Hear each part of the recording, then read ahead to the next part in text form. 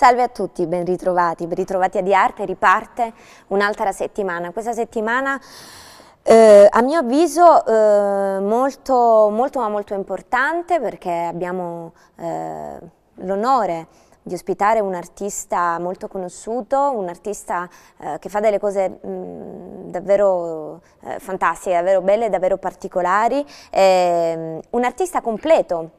Perché è un pittore, un decoratore, un restauratore, e ve lo vado subito a presentare, Mario Arnaldi. Ciao Mario, ciao. Piacere di conoscerti, piacere di averti qui intanto. Come dicevo, grazie.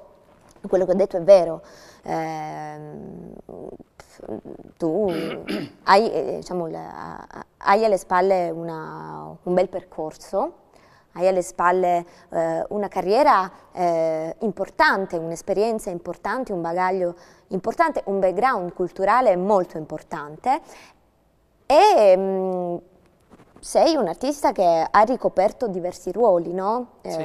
Perché hai ricoperto il ruolo di restauratore, sei stato restauratore, decoratore, ti ricordi noi parlavamo molto, e cioè, ci torneremo in questo, ne parleremo anche davanti al nostro pubblico, della differenza tra il decoratore, l'artista, ma prima di tutto vorrei che tu ti presentassi al nostro pubblico, raccontassi il tuo lavoro, di cosa ti occupi. Io qui ho una delle tue opere che ti rappresentano, mi pare molto giusto iniziare con questa, perché il trompe-l'œil è quello che ti ha praticamente rappresenta il tuo, no? Sì, devo dire che il trompe-l'œil è stata una delle prime forme d'arte nella decorazione, che è il mestiere che mi ha fatto vivere fino adesso, che ho utilizzato. Ho utilizzato il trompe-l'œil prima ancora che venisse di moda. Fu un caso perché io all'epoca collaboravo con un negozio di arredamento, e ci fu quest'idea di rispolverare l'antica arte del trompe-l'œil, che era un'arte che viene già dall'antichità romana. Certo, ebbe il suo grande apice nel Settecento, sì, nel Cinquecento, sì. Dove i più grandi proprietari di ville facevano a gara ad avere il trompe-l'œil più bello. Esatto. Poi dopo è svanito con l'architettura non contemporanea, precontemporanea, dove le case si imbiancavano e basta, erano solo ambienti dove vivere e basta. L'ho fatto tornare di moda, ma nel giro di poco tempo le riviste si erano già riempite di questi esempi, e quindi è stato per me un momento abbastanza felice nel mio lavoro.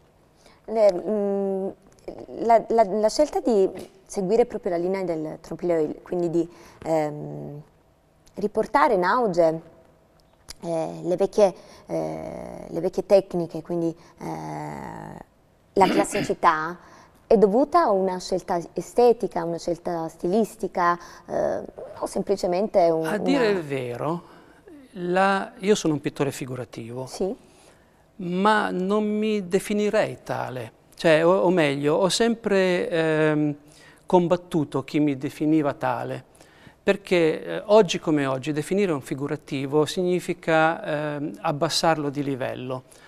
Oggi c'è l'informale, c'è un sacco di arte contemporanea che non ha niente a che vedere con il figurativo.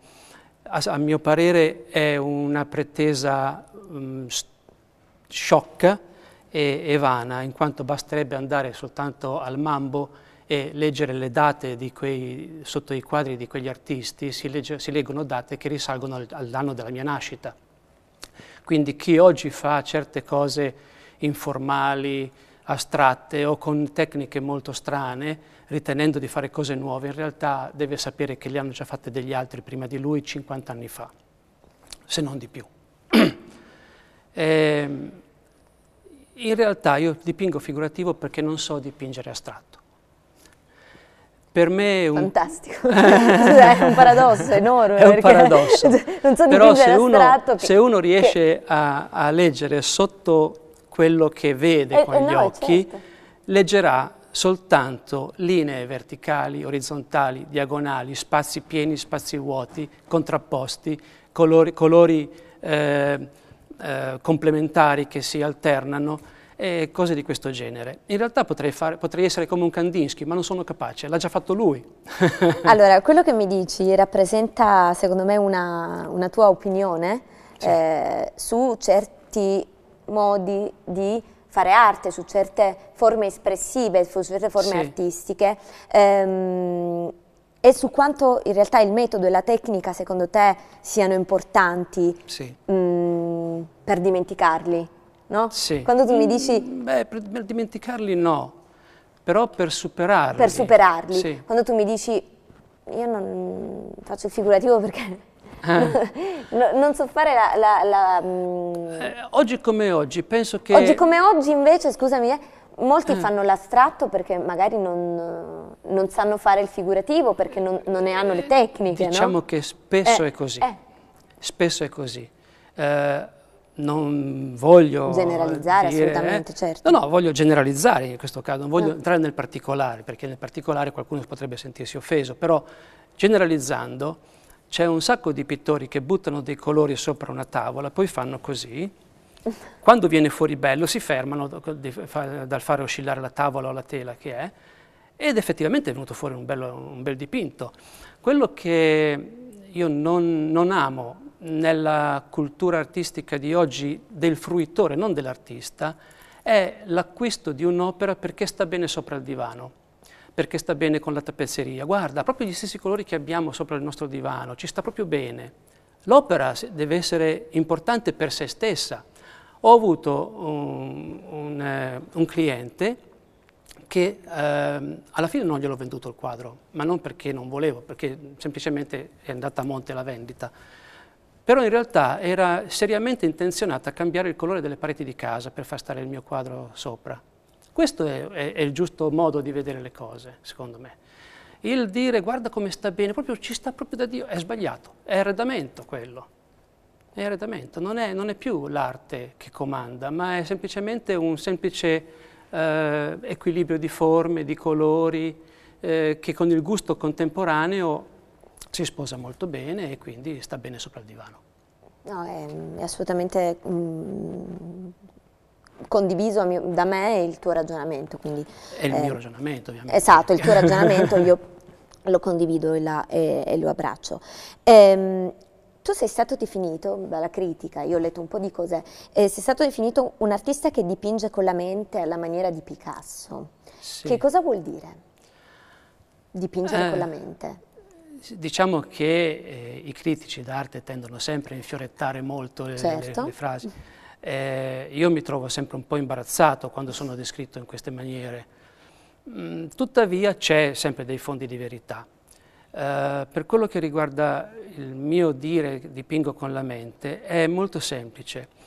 Per esempio, sono un figurativo, ma proprio come ho detto prima, sono un figurativo solo perché non so essere astratto, ed è proprio perché, per esempio, io amo tantissimo la ritrattistica romana, dove vedi un busto scolpito o dipinto e riconosci il tuo vicino di casa, no? Ma più di quella adoro l'arte medievale, adoro oppure l'arte classica greca, dove c'è invece dove la figura umana che si vede lì non esiste. È un insieme di perfezioni, di forme geometriche, un uovo per la testa, dei cilindri per tutto il resto, è tutta geometria, è tutto Euclide. E questo, correggimi se sbaglio, si vede molto nelle tue opere. Questo, sì, infatti io non uso modelle, mi piacerebbe, è ma tutto un costano tripudio di proporzione e geometria. Sì. Nelle opere che fai, correggimi se sbaglio, sì, almeno questo è quello che ho visto io. Sì, sì. Tutto è perfettamente disposto in uno spazio pensato e scomposto geometricamente a livello preventivo. E si vede, quando io ti ho detto c'è molto della serenità classica, perché c'è molto delle serenità e per serenità intendo proprio l'armonia classica nella convergere delle proporzioni geometriche, nel senso che l'arte aveva nell'epoca, in Grecia, nell'epoca classica. E se noi inquadriamo il tuo trompe-l'œil adesso lo vediamo, no? E si vede. La cosa che ti dicevo prima è questo senso assoluto di profondità, che è caratteristica della tecnica in primo luogo, ma è caratteristica anche di un modo di trattare appunto lo spazio del supporto tecnicamente, geometricamente, matematicamente, no? Sì. In effetti io, lo devo ammettere, sono uno schiavo di Piero della Francesca. La pittura per me è ben definita. Io tendo a non confondere mai la pittura con la grafica. Oggi si confonde spesso questa cosa. La pittura è luce, forme, colore, non è segno. E quindi e soprattutto è tecnica.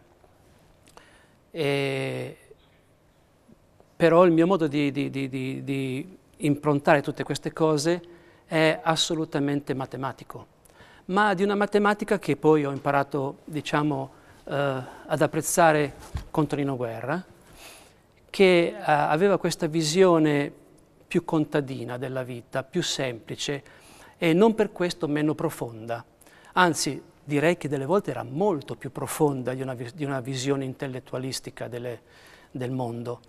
Una poesia, una volta che mi raccontò, l'avevo accompagnato su a Pennabilli, eravamo sulla soglia di casa a mangiarci un po' di pecorino affinato sotto le foglie di noce e a berci un vinello bianco che aveva tenuto in fresco in una cassetta nel sottoscala.